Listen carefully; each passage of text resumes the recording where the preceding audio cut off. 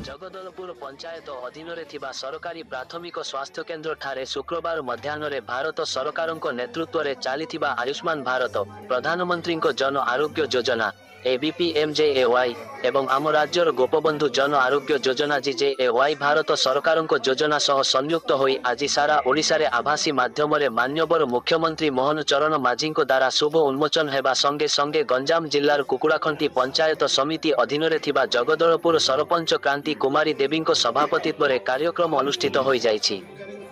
एथिरे कुकुड़ाखंडी सरपंच वंदना सेठी, बौलझोड़ी सरपंच चित्तरंजन बिशोई, अंकुशपुर सरपंच मुरली सेठी, मसीहाखाली sarpanch carpel blue, समिति सभ्य बी रवींद्र पात्र, समिति सभ्य अशोक दास, समिति सभ्या प्रतिनिधि कोटी लक्ष्मीनारायण प्रमुख उपस्थित थिले। एथिरे मुख्य अतिथि डॉक्टर समरप्रिका पाड़ी, डॉक्टर सुनीता प्रधान, नोडाल ऑफिसर कनिष्ठ जंत्री संजय कुमार सुबुद्धि, जोगाण निरीक्षक सुधाकर मल्लिक मंच परिचालना करथिले। बीजेपी जिला कृषक मोर्चा सभापति चिन्मयानंद महाराजा, अंकुशपुर मंडल सभापति बाबुला पात्र, पूर्वतन मंडल सभापति अदल नंदकिशोर, बालीपड़ा मंडल सभापति ललित मोहन बिशोई, पीयू विष्णुचरण साहू, सुदाम मल्लिक, सुनीता कुमारी भट्ट, शुभलक्ष्मी महारणा, एडीओ माने हेले प्रफुल्ल कुमार साहू, जयंत बेहेरा, कृष्णा पात्र, सुशांत सेठी, समस्त एएनएम और अंगनवाड़ी आशा मेडिकल स्टाफ और बहु जनसाधारण चिकित्सा रे एही कार्ड द्वारा बहुत लाभवान होई पारिबे। हिताधिकारी उपकृत होई पारिबा सहित तांको परिवारर समस्त सदस्य उपकृत होई पारिबे। हिताधिकारी को मंचासीन अतिथि द्वारा गोपबंधु जन आरोग्य योजना कार्ड प्रदान करथिले। एही कार्ड माध्यम रे सारा भारत वर्ष रे 29,000 रु ऊर्ध्व तालिकाभुक्त सरकारी एवं घरोई चिकित्सालय मानकरे मिलुथिबा उन्नत मानर स्वास्थ्य मागणारे पाई पारिबे।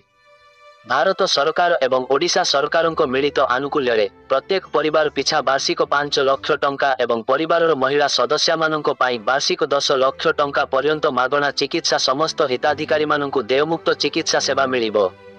कुकुड़ाखंटी Rupi Krishnamurthy report live Odisha news of that Jagdalpur ग्राम पंचायत रे सरपंच आज कार्यक्रम होची आयुष्मान भारत प्रधानमंत्री जन आरोग्य योजना प्लस गोपबंधु जन आरोग्य योजना एवं आयुष्मान बायबंधु वंदना योजना ये तीनटा निमंते जो कार्ड आज आम माननीय प्रधानमंत्री को निर्देश क्रमे आम उद्घाटन करने को किछि क्षण रहिला जाउछंती सेति पई बोली आम पंचायत रे जेहेतु कि आम प्राइमरी हेल्थ सेंटर बा प्राथमिक स्वास्थ्य केन्द्र अछि सेति पई बोली आमको बौलझोड़ी पंचायत कुकुड़ाखंडी पंचायत अंकुशपुरी मसीहाखाली जगदलपुर एमिति कि 5टा पंचायत रो आम पीएससी रे आज प्रोग्राम होबा को जाउछि सेति पई बहुत मात्रा रे लोक भी खुशी अछंती एवं घरे घरे जमती कार्ड पहुंची पारिबो सब लोक जमिति हमर गवर्नमेंट रो जेति की फैसिलिटीज अछि कार्ड माध्यम रे आ महिला मान को जमती 10 लाख पर्यंत कार्ड रे पाई पारिबे एवं पुरुष माने जमती 5 लाख पर्यंत पाई पारिबे सेमानकर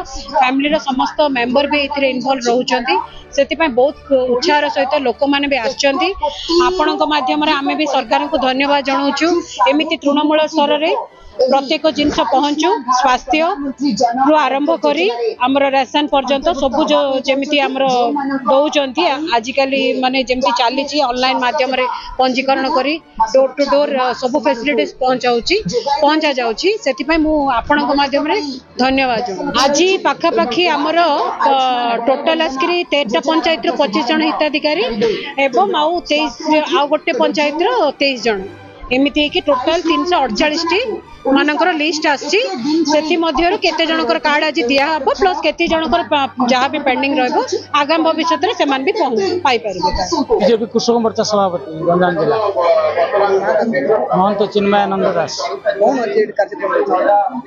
आज ओडिसा रे एक नूतन जुग आरंभ होई कल चलिबो। दीर्घ दिन भारतीय जनता पार्टी रो कार्यकर्ता मान जो संघर्ष करी ओडिसा आयुष्मान योजना को लागू करिया पई कि दाबी करि आस्तुले आज पूर्ण होती सफल होती जनसाधारण आशीर्वाद ओडिशा रे डबल इंजिन सरकार होती तेणुक जो केंद्रीय योजना आयुष्मान योजना प्रधानमंत्री मोदी आज ओडिशा लागू होती दीर्घ दिन धरिकी ओडिशावासी जहाँ अनेक रही अन्य राज्य लागू होता ओडिशा हो पार नाला କିନ୍ତୁ ଓଡ଼ିଶାର ଜନସାଧାରଣ ଆଶୀର୍ବାଦ କଲେ ଭାରତୀୟ ଜନତା ପାର୍ଟିକୁ। ଆଜି ଭାରତୀୟ ଜନତା ପାର୍ଟି ଯାହା କହିଛି ତାହା କରିକି ଦେଖାଉଛି। ଆଜି ତାର ପ୍ରମାଣ ଆମର କେନ୍ଦ୍ର ସ୍ୱାସ୍ଥ୍ୟମନ୍ତ୍ରୀ ତଥା ଆମର ରାଷ୍ଟ୍ର ଅଧ୍ୟକ୍ଷଙ୍କର କରକମଳରେ ଓଡ଼ିଶାରେ ଆଜି ଆୟୁଷ୍ମାନ ଯୋଜନାର ଶୁଭାରମ୍ଭ ହେବ। ଲୋକମାନେ ଉପଯୁକ୍ତ ସ୍ୱାସ୍ଥ୍ୟ ସେବା ପାଇବା ଯେ ପ୍ରଧାନମନ୍ତ୍ରୀ ମୋଦିଙ୍କର ଲକ୍ଷ୍ୟ ତାହା ପୂରଣ ହେବ। ସାରା ଭାରତ ବର୍ଷରେ ହଜାର ହଜାର ମେଡିକାଲରେ ଓଡ଼ିଶାର ଲୋକମାନେ ଯାଇକରି ଚିକିତ୍ସିତ ହୋଇପାରିବେ, ଯାହା ଆଗରୁ ହୋଇପାରୁନଥିଲା। ମୁଁ ଆୟୁଷ୍ମାନ ଆରୋଗ୍ୟ ମନ୍ଦିର ପ୍ରାଥମିକ ସ୍ୱାସ୍ଥ୍ୟ କେନ୍ଦ୍ର ଜଗଦଲପୁରର ମେଡିକାଲ ଅଫିସର ଅଛି, ଡକ୍ଟର ସମର୍ପିକା ପାଢ଼ୀ।